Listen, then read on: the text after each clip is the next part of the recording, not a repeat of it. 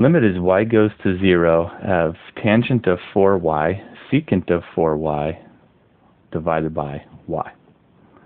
First thing we're going to do is try plugging a 0 in for each of the y values. So we will have tangent of 4 times 0, secant of 4 times 0, divided by 0.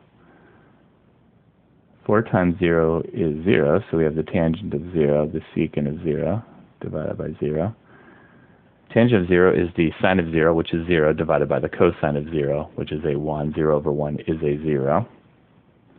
So 0 times secant of 0 is 1 over the cosine of 0. The cosine of 0 is a 1.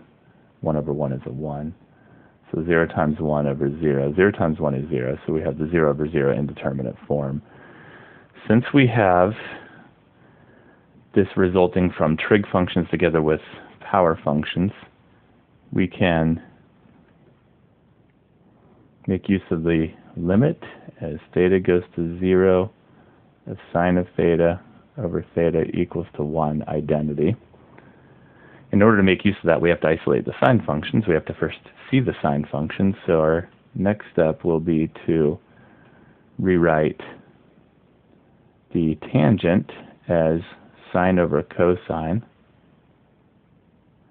And while we're at it, we can always rewrite the secant as 1 over cosine if we want. That's not required since it's a cosine, not a sine. But we'll do that anyway.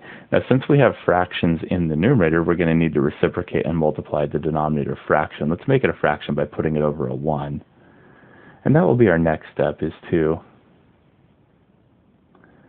reciprocate the denominator fraction and multiply it with each of these fractions in the numerator. So reciprocating it will be a 1 over y.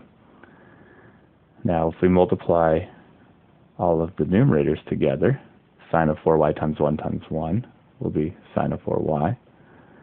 And then all of the denominators together, y times cosine of 4y times another cosine of 4y, which can be written as cosine squared of 4y times the y. We now have the 0 over 0 form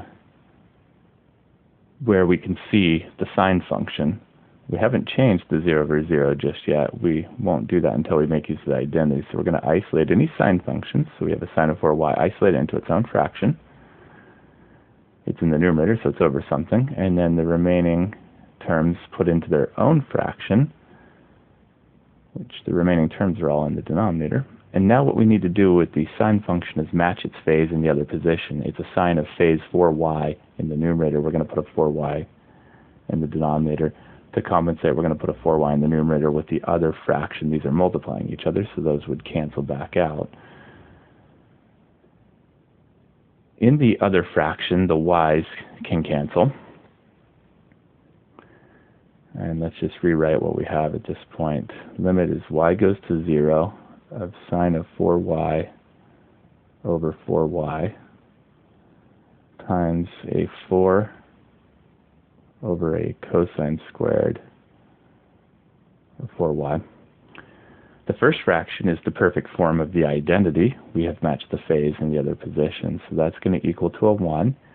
And we no longer have the 0 over 0 indeterminate form, so we can plug a 0 in for the remaining y's. We will have 1 times 4 divided by the cosine of 4y, which is 4 times 0.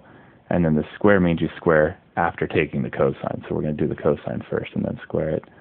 Now 1 times anything is that same thing, so we're going to be able to just have 4 divided by 4 times 0 is a 0, so we have the cosine of 0 squared. The cosine of 0 is equal to 1, so we will have 4 divided by 1 squared. 1 squared is 1, we have 4 over 1, which is equal to 4.